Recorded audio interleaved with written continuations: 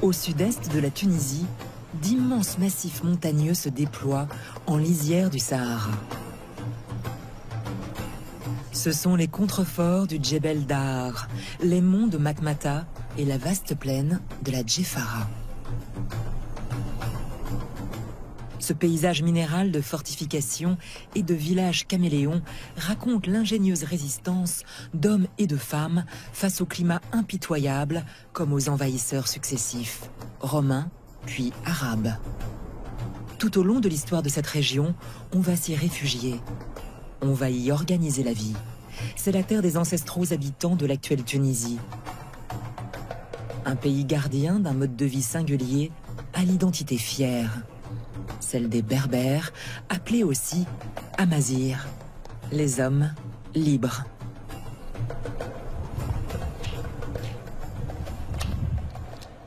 Ça, c'est un symbole Amazir. Alors, c'est l'identité des Berbères. En plus, c'est lié main à la main. Ça, c'est la signification.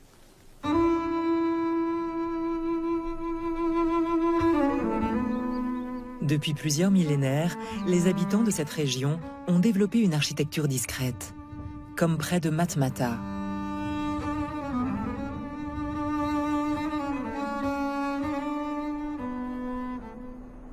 À flanc de montagne, on vit encore dans un habitat creusé dans la terre argileuse. Ils ont eu cette idée de creuser verticalement.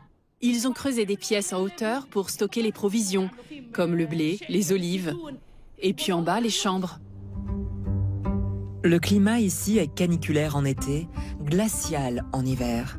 Cet habitat troglodyte inventif permet de conserver une température constante tout au long de l'année. On va mettre les petites chaussures quand même.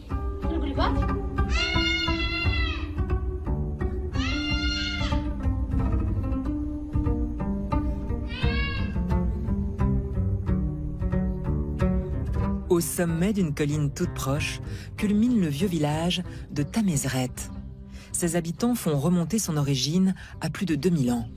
Tamezret compte aujourd'hui 750 habitants et sa petite école, 36 élèves. Une large partie de sa population parle toujours le berbère. Habitant du vieux village, Monji Bourras est particulièrement fier de faire découvrir Tamezret, d'où sa famille est originaire. Je suis né à Tunis. J'ai visité la première fois, c'était à l'âge de 13 ou 14 ans. Et j'ai pas trop aimé, comme un enfant. D'une ville à un village, c'est très différent. Et c'était même pas dans cet état-là. C'était vraiment un village. Il n'y a pas de route goudronnée, il n'y a pas d'eau courante, il n'y a pas d'électricité, il n'y a rien. 5 ou 7 ans après, on est retourné pour une visite, pour un mariage traditionnel. Et je découvre des choses très riches, très importantes, qu'on a toujours cachées derrière ces portes. Comme ce système de défense particulièrement astucieux. Un travail de titan, témoin d'époque où il fallait résister aux attaques romaines, puis arabes. Les villageois y ont creusé des galeries secrètes, parfois même jusque dans les chambres. Au fond de toutes les maisons, il y a des grottes avec des tunnels qui se rejoignent l'une à l'autre pour s'échapper. Il y a même un tunnel qui arrive plus qu'1 kilomètre loin du village et qui a un accès pour toutes les maisons, tous les étages. Si jamais ils sont restés encercler le village assez longtemps, donc ils ont la possibilité d'aller chercher l'eau et revenir sans avoir été vus par les ennemis. Donc c'est vraiment une architecture spécifique de village qu'on ne trouve même pas ailleurs. Monji a acheté une maison en ruine à Tamezret il y a bientôt 20 ans et l'a entièrement reconstruite. Il y vit avec sa famille et certaines pièces sont accessibles aux visiteurs curieux du patrimoine berbère. J'ai voulu refaire les anciennes décorations pour les chambres avant ou après le mariage. Avec des voiles de mariage que j'ai collectionnées partout et que j'ai une partie de ma famille, j'ai une partie que j'ai achetée, que j'ai cherchée partout. Bien sûr, j'ai payé parfois assez cher parce qu'on ne fait plus ces genres de voiles. Tout fait main, ça prend du temps et tout ça. Des voiles de laine tissées par les femmes et brodées par les hommes. Une activité communautaire qui pouvait durer jusqu'à 7 mois. Donc celui-là, je connais bien l'âge, il a dépassé un siècle. Parce que c'était le trousseau de ma grand-mère. C'est un genre de tissage fait blanc sur blanc. La trame qu'on tisse, c'est la laine qui est maintenant colorée en rouge. et le lin qui ne prend pas la couleur. À chaque motif, à chaque ligne horizontale, il y a des calculs à faire entre l'un et laine. On finira tout ça sans le voir. Après, on va le colorer en rouge, on va le mettre au soleil. Et les motifs qui ressortent d'après. Quittant Tamezret et la région de Matmata, il faut prendre la route vers le sud pour découvrir la région de Tataouine. Dans ces massifs subsiste une culture berbère, matinée d'influences religieuses diverses. Animistes à l'origine, les Berbères embrassent les religions de leurs conquérants. Polythéistes, puis chrétiens sous les Romains, ils sont islamisés au 7e siècle par des cavaliers musulmans venus de la péninsule arabique. Au dos d'une montagne, une mosquée raconte cette conversion, un lieu de culte hors norme. C'est la mosquée des 7 dormants. Son nom fait référence à une légende existant ailleurs sur le pourtour de la Méditerranée, commune aux chrétiens et aux musulmans. L'origine de ce mythe débuterait à Éphèse, en Asie mineure. 7 chrétiens, persécutés par les Romains, sont enfermés dans une grotte. Après un long sommeil de plusieurs siècles, ils se réveillent alors que le christianisme est devenu la religion officielle de l'Empire romain. Une histoire qui existe aussi chez les musulmans. Une sourate du Coran y fait référence, la sourate de la caverne. En pays berbère, cette histoire, désormais connue de tous, a su s'adapter aux mythes locaux. Dans ce territoire monumental, on a fait d'eux des géants dont les tombes gigantesques racontent cette légende.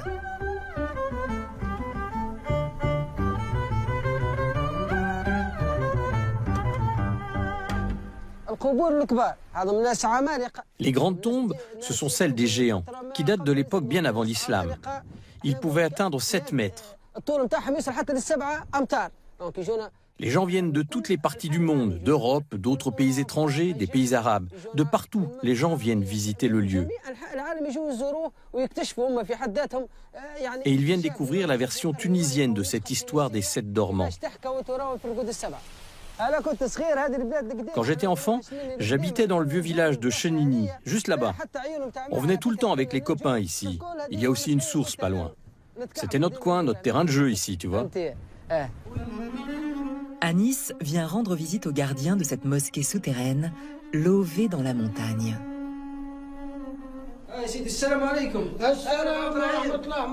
Bonjour. Bonjour, Onk Brahim. Ça va aujourd'hui, la santé?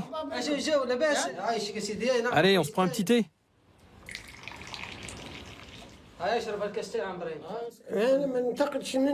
Moi, j'habite dans le nouveau village de Chenini. Je monte à pied le matin à partir de 8 heures et je reste jusqu'au coucher du soleil. Il y en a qui viennent faire une visite pieuse ou faire une petite prière dans la mosquée. Ils viennent allumer une bougie, dire une prière. Ici, c'est 2 mosquées en une, d'une certaine façon. La partie ancienne, c'est la grotte, et tout le reste a été ajouté après.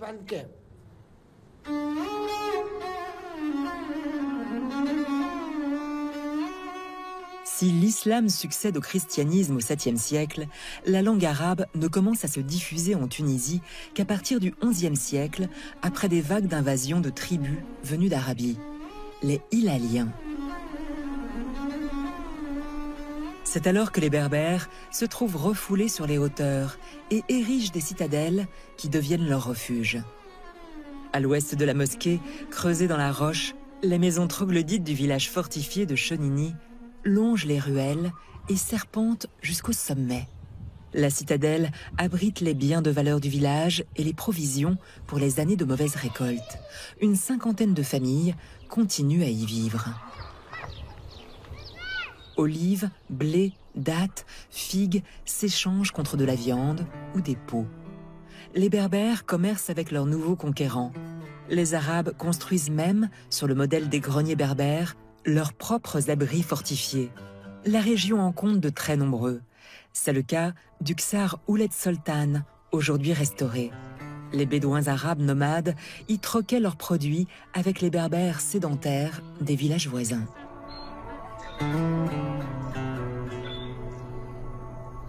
Aujourd'hui, le voyageur peut dormir dans un de ces anciens villages.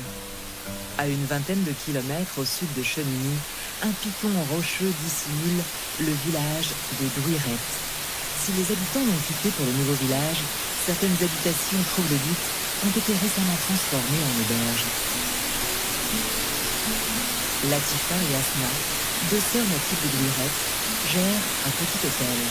Une occasion sans pareille de dormir dans une chambre troglodyte, comme Latifa et sa sœur ont pu le faire lorsqu'elles vivaient ici, enfants.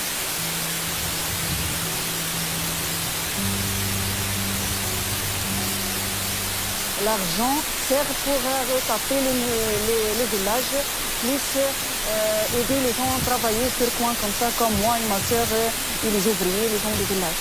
Et maintenant, c'est comme il arrive l'eau, il fait plus c'est facile, tu peux retaper, tu peux nettoyer devant ta maison comme ça, petit à petit ça retape. Douirettes a compté jusqu'à 2000 habitants. Les petits-enfants et les gens du village, tous parlent la langue berbère. On veut qu'elle soit éduquée déjà. On souhaite un jour qu'elle soit éduquée comme l'arabe. Il faut que les étrangers tunisiens ou bien n'importe quelle nationalité, qu'on leur montre notre tradition, nos langues, pour apprendre beaucoup de choses de nous-mêmes. Pourquoi les étrangers ils savent beaucoup de choses de nous et nous on ne partage pas quand même les choses entre Tunisiens. Découvrir ce sud-est tunisien, ses paysages, ses habitants et sa culture, c'est aller au plus près d'une Tunisie des origines, insoumise et éternelle.